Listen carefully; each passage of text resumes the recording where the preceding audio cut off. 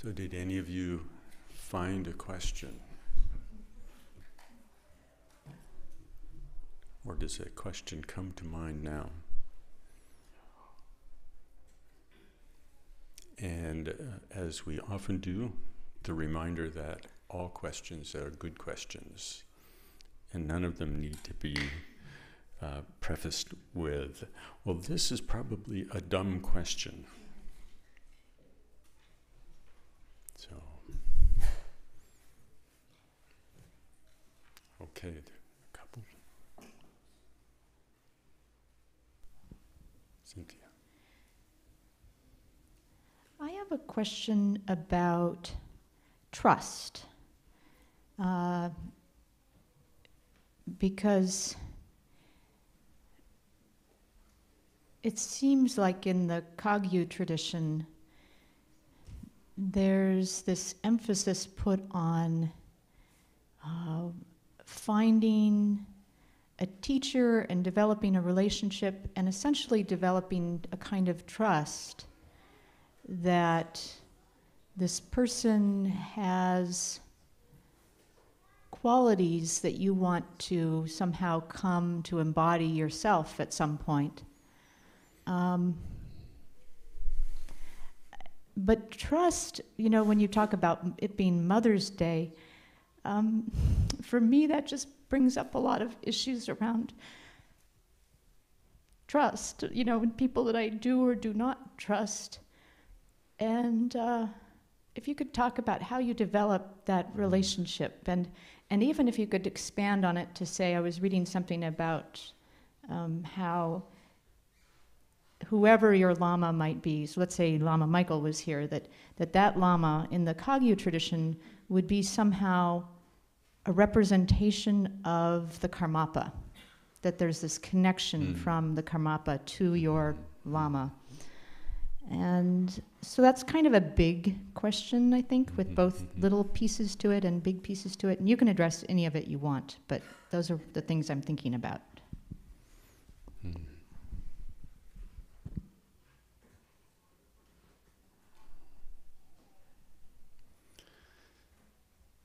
One little thing that came to mind, there's the Russian saying that Ronald Reagan trotted out, which is trust but verify. So having confidence, but how do you verify? How do you verify? And I think that's the important thing. And the important thing is that we need to cultivate our own capacity for that. And when we hear things about sort of like a circumstance should be like this should be this, and a representative of this and this, we actually, it's always helpful for me to go back and look at it from the inside out. And so you can read things and hear teachings where it says, "Thou shalt." They don't say. They're the equivalent of that. It's like, "Thou shalt see your teacher as the Buddha." And it's kind of like. And it took me a long time before I realized that I probably couldn't recognize a Buddha. So it was, if I was saying, "Oh, I'm going to see it this way," I was saying something that I didn't know actually what I was saying. So it's important to actually develop the capacity to appreciate qualities. And to a large extent, this will depend upon us developing qualities and capacities, because we won't be able to recognize something really profound unless we have some little glimmer of that. And then when we see it, it's like if we're learning a sport, and somebody says you should develop a great serve, and you go, "What's a serve?" You have to find out what it is before you trust somebody. You say, "Could you show me how to serve?" And somebody says, "Oh, sure." And it's, some complete joke, and you go, "Yeah, I have no idea." So if you You go into it slowly. And Bokar Rinpoche said, I know that many of you have heard this, that you should treat your teacher like a Buddha, see your teacher. But I want you to see how it is that you actually see your teacher. Do you see your teacher as a Buddha? Do you see your teacher as a bodhisattva? Do you see your teacher as a fairly developed being, or just a colleague on the path, or an ordinary person who has occasionally some good information? Wherever it is, just whether you're honest, if you're just being straightforward, well, what can I actually see? Start there. And that, I think, gets away from the shoulds and the thou shalts and the confusion about it. And then we can actually come to some kind of discernment instead of trust being this kind of blanket thing. We kind of place this trust dome over this person. You kind of give them the burden of being perfect in all regards. It's really kind of it's tragic what happens when you do that for everybody involved. The expectations you create in yourself and the burdens you place on somebody else, it really is not going to work very well. But if you can find you begin to appreciate certain things that somebody actually has real capabilities in, then you trust in those.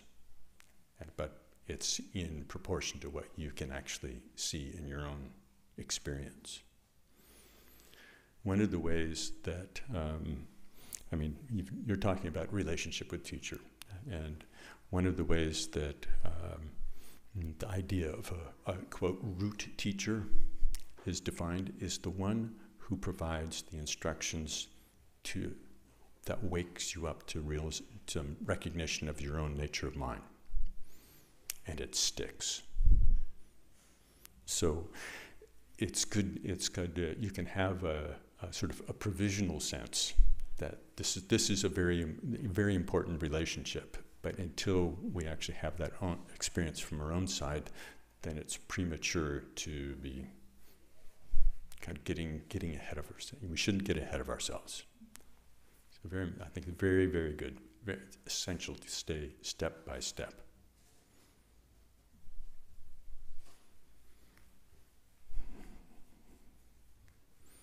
And we may find people who are trustworthy in certain regards and not at all in other regards. And Trungpa Rinpoche has been very, very clear about, like, you have to learn to not get that mixed up. Don't become mixed up about if somebody that you respect in some ways does things that are not helpful and harmful. Don't mix it up. Don't declare the harmful action good because you respect this.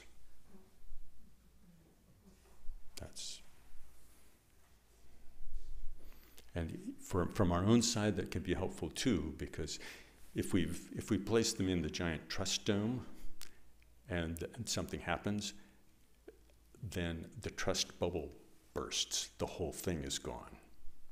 As opposed to being able to say, the things that I heard about this, the instructions that I got that were very helpful, those still are very helpful. This part is behavior that nobody should engage in. So you just you keep it separate. It's very wonderful if we can find teachers who are examples of the Dharma in all dimensions. That's really nice.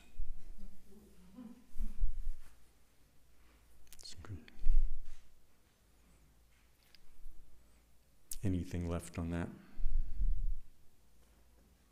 Not for the moment. Okay. Miriam, you had a question?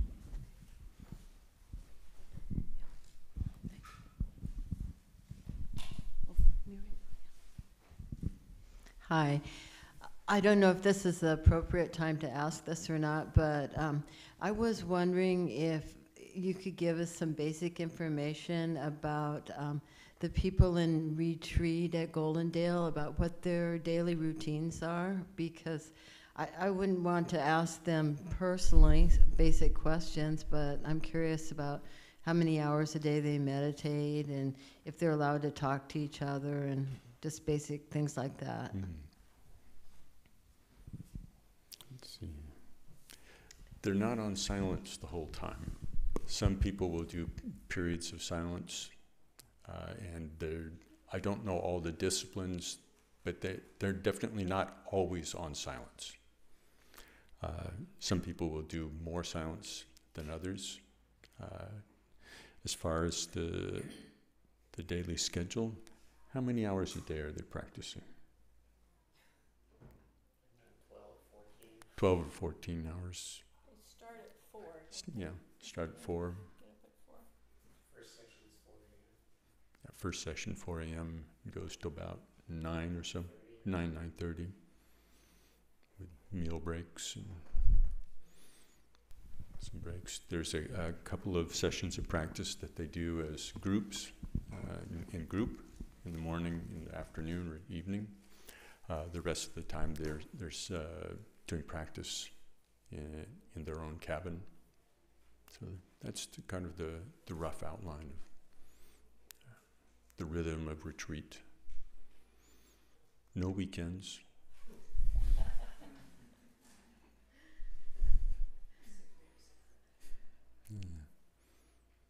Anything else? Are they allowed to communicate with family members or friends during the time of the retreat? Yes, by letter. Yeah. Thank you. Yeah, it's there's definitely there are different things that go on with that. To the extent that people would like to keep you in kind of in their orbit, sort of in the place that you were in their orbit when they went on retreat. If you now I'm getting the you and the they mixed up here. This is pronouns are really tricky these days, and I can't even get you and they correct here. If you're on retreat and other people are writing letters and they really want to keep you placed in whatever the spot they had in their social orbits and whatnot, that can get tricky because people will keep wanting to pull you out of retreat and pull you into whatever the circumstances are. And retreat should be an opportunity to let go of having to show up and play a role, play all the various roles.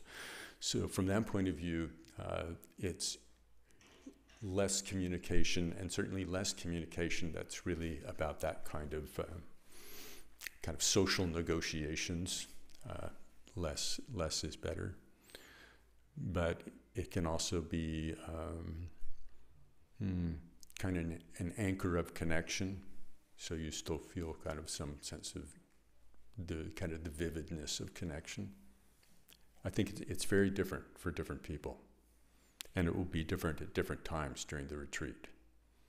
For some people at the beginning of retreat, it might be more important to have more communication, in part so that you feel like the people that you've left things are still going, like they're surviving, everything's okay, and you feel like, oh, I'm not just cut off in some kind of shocking fashion, though it is a little bit shocking.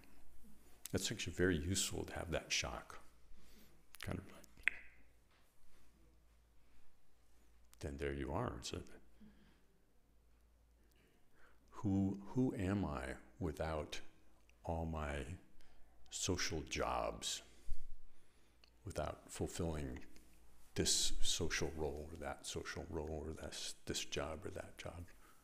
Actually, what's going on? It's actually very helpful.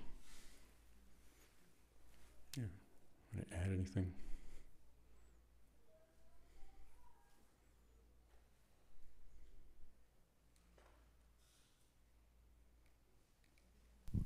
I know one encouragement was to people who might be writing to people in retreat, to not go into like, oh, here's the latest in politics, here's the latest, that really, it's, and certainly, yeah, one of the great things about retreat is, and horrible, is that you really are working, you're just working, you're doing internal work that you might like to be distracted from, but it's good. It's the amazing opportunity to pay attention, like Bill said, to like, who am I? What is this? And so I when we were on our one-year retreat, I appreciated letters that didn't demand a response or ask these questions that I felt obligated in some way now to carry that in my mind and make a to-do list to answer or something that's really but just kind of a connection. I remember one coworker wrote one letter to me and I wrote back,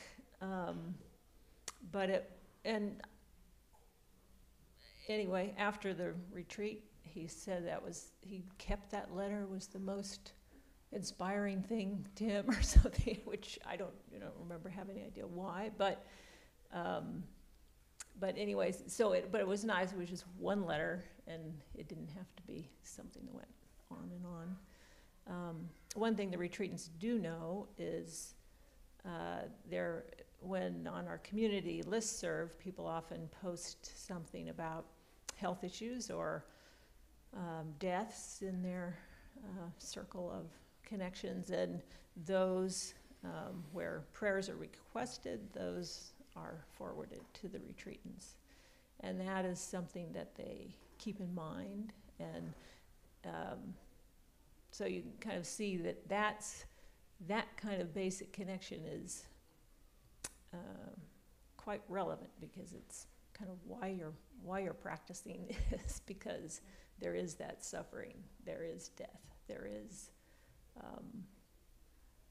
this going on in the world and in our experience, and how do we respond, and how can we work with that. So there's connection without a lot of, ideally, you kind of have a sense of connection, but without a lot of little back and forths and busy-mindedness. It's very individual, though. Some people are at a place, and all the people that are connected are at a place where you can really just create space. For other people, it's just not what the situation is. So it's actually quite individual about the communication. I do remember on retreat, hearing 2 different retreats, hearing of somebody who had passed away, and that was actually very impactful. It was a very different experience to be with that on retreat. Very different.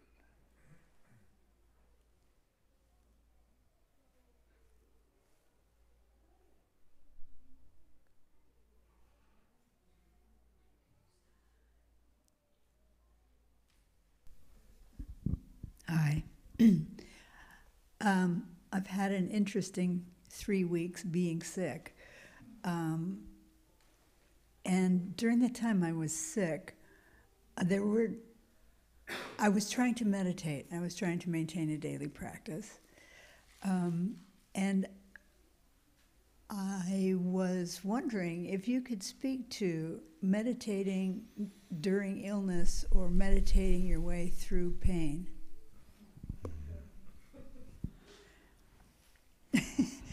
Just a small question. Yes, can you solve the question of life and death?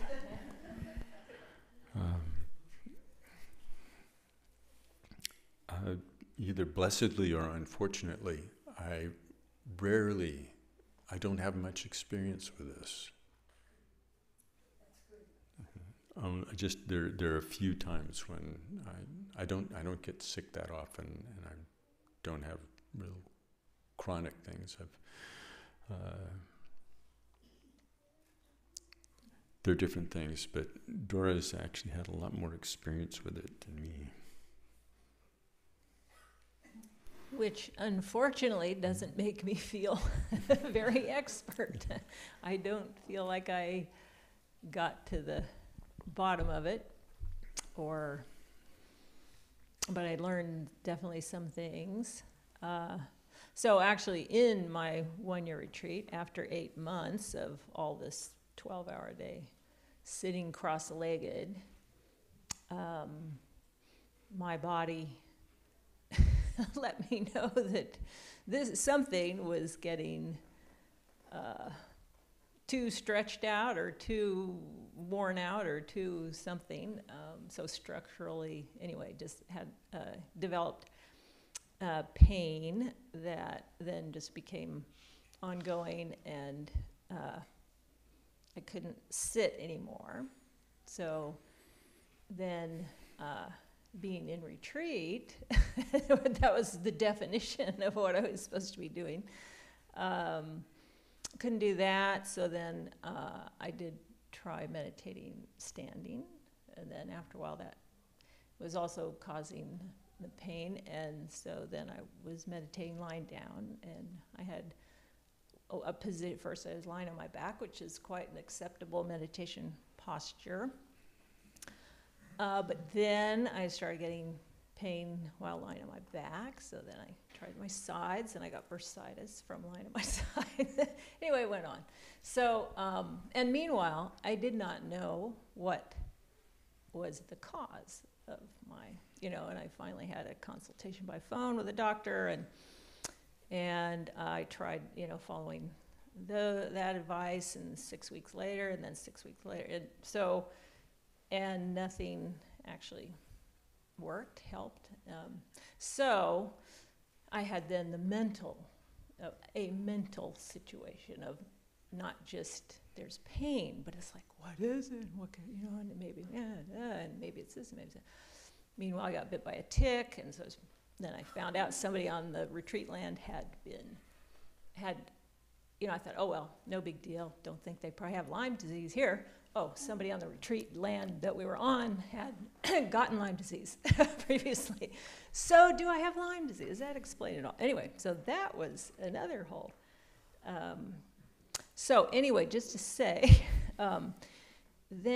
so I was trying a lot to meditate well. And I think I did learn there's so much power in the mind in these situations. To what extent am I, there's the sort of, can you just look at the pure physical pain, or does it spin, how much does it spin you off into stories, and then your stories escalate the situation, and then you have more pain. So that's a very interesting exploration. But there, and also the definition of meditation. So am I now a bad meditator? Well, and then eventually, since I couldn't sleep at night due to the pain, I'd be awake at night, so then it became harder to be awake suitably while I was lying down meditating. So then there's the difference. What's the difference between trying to meditate, falling asleep, kind of, am I meditating or not? If you're sitting, you can just pretend like you're meditating, and anybody will look to you and say, she's meditating, right? So then you could, you can, even though your mind may be in Timbuktu and, you actually didn't even try to follow the meditation instruction, people could still think, so you could still have that image. Well, at this point, I felt I have no image that I am preserving here whatsoever. And so it's humiliating. There was that. piece, because it didn't, you know, and it wasn't like it was before. I wasn't having the kind of experiences that I had when I was sitting there comfortably, and, you know. So, but, you know, I think that's also very helpful in a way, because maybe what I thought was meditation wasn't you know, maybe there's more to it, or it's a little bit different, or more, that there's more possibilities of what meditation is. And it was interesting that as I would experience all this, and feel like I wasn't meditating, then there would still be times when it was clear that there was a continuity of practice, because otherwise I wouldn't have had experiences that I had at times that, yeah, let me know that even though it didn't feel like meditation anymore, the work of it, and the, you know, working with attention, working with practices, you know, the compassion, you can always do the sort of taking and sending, thinking of the experience of other beings, recognizing that I'm just part of the human suffering that goes on. I developed so much more feeling of compassion and connection when I would, you know, see somebody in a wheelchair or something, or realize that, you know, the incapacity that I had, where I was just like lying down all day now, you know, and kind of just having so much more understanding and care for people I would see who had restricted circumstances for whatever, and also just knowing that people are walking around with all kinds of issues that I don't even realize, but just I felt so much more connected to that, and that just seemed very important. So I did also come to feel that there's a certain amount to which I could practice, but the fact that it, you know, at times, you know, there's instructions. I would just look at the pain, just bear awareness, the pain. That sounds really good. So, but, you know, and maybe I could do that, but then I could also completely slip off of it. Then I'm spinning out. So then I'm going. So for every moment of that, there were these other moments of not that. And so I realized that actually sometimes and especially after I was out of the retreat, sometimes of distraction are good. Relax your mind. You know, after, you know, it could be like a Dharma book while I was on retreat, but afterwards it could be watch TV, you know, I mean, talk with a friend. That we, you know, that sort of just constantly try is, doesn't get us there either. So, I'm kind of rambling, but there just were a lot of avenues to explore, and certainly, I feel like you can kind of, you know, depending on the situation, you can try different things. I noticed that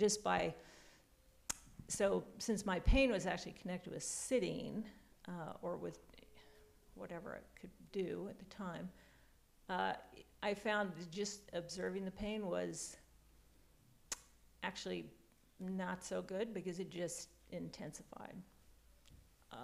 And that it was better to do something like look at the areas in the body that are not hurting. Let that awareness, you know, let that be my awareness. And then to the help of, you know, where maybe before I would have liked doing more silent meditation, Shine Latong,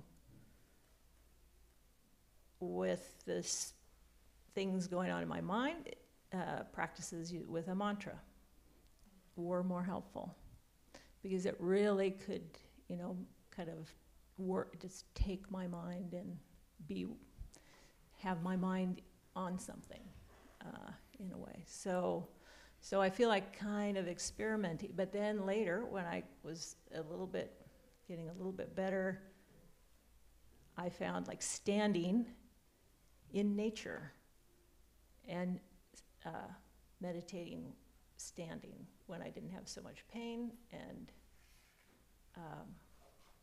I could get an amazing kind of spaciousness, and so I feel like it was trial and error, and but I also think what a blessing, because what's it going to be like before I die? Could be that I can't sit. Could be. I mean, I don't know. Maybe I'll get hit by a cement truck, but it's also quite possible. I've been with people who, you know, they're not sitting up while they're dying, and they might be having pain, and they might not be, you know, they might be having mental turmoil as well. So trying to appreciate the opportunity is there too. One of the things that you touched on, which I think is important, is when we have these kinds of challenges and we are trying to practice, we can add a burden of thinking that we should be able to do something. We don't know exactly what it is, but there is this burden of thinking there is a right way to that we could somehow, if we just knew the right thing, and we should know it, then we would be able to just have it all under control. But that's kind of one of the big traps. And when we do have a developed practice, as you were saying, then we can have a sense that meditation is like this. This is what a good session is, and then obviously what's this mess that's happening right now can't possibly be related. It's not even there. So being able to steer ourselves into that, and to have various approaches so that we can accommodate that and relate to that. We're relating to our experience as best we can, and taking breaks, so we're not putting that kind of sense of I must. Since I'm continually a mess right now, I should be able to. I've never really practiced more than half an hour a day, but right now I should be able to practice 24 hours a day and deal with something really challenging. So, you know, that's probably not going to happen. So having that some sense of spaciousness, and sometimes really and having a variety of methods to work with circumstances, including developing compassion, including the bare awareness, including observing, being able to direct the attention to places where it doesn't trigger being trapped by the circumstance. There are a lot of things, but one of the things in general is we should appreciate that when the going is good, we should take advantage of the situation to develop a more robust practice, and one that is not constrained by the notion of that my practice is good when I feel a certain way. So calm, so drowsy. Good session.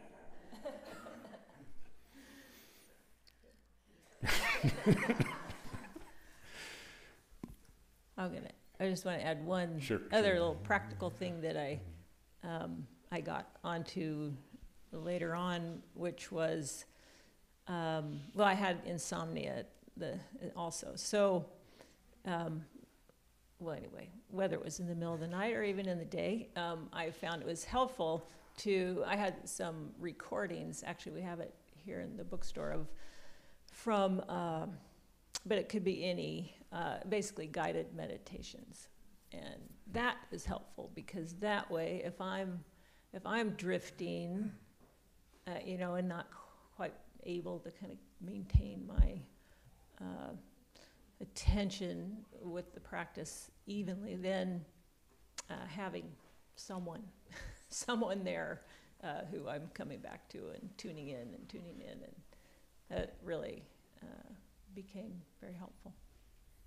Yeah, some people like to just hear recordings of practice sessions, chanting, just hearing chanting. If you have a resonance with that can be good. Thank you. That was very helpful. Some of that I found out myself, and I think one of them. Yeah, I do want to hear what you say. I think one of the things that I sort of discovered or rediscovered was that it's really necessary to establish your practice when you're feeling well, so that you have it when you're not feeling well. Yeah. And I recognize that in what you're saying. So thanks very much. Yeah. You can't learn to sprint only when the bear is after you.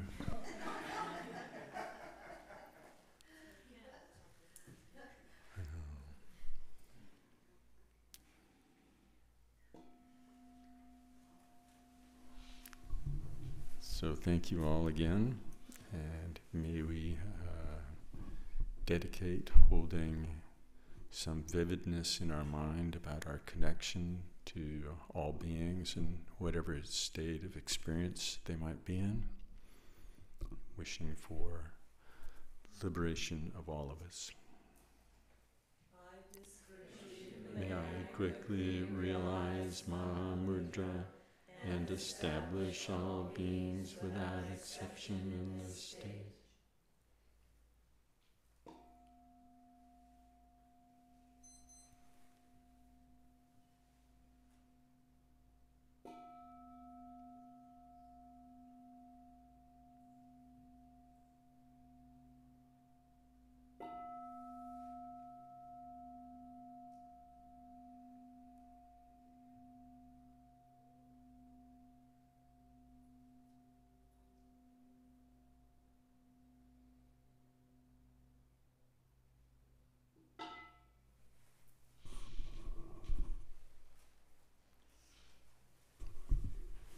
Thanks again, and ta-dam!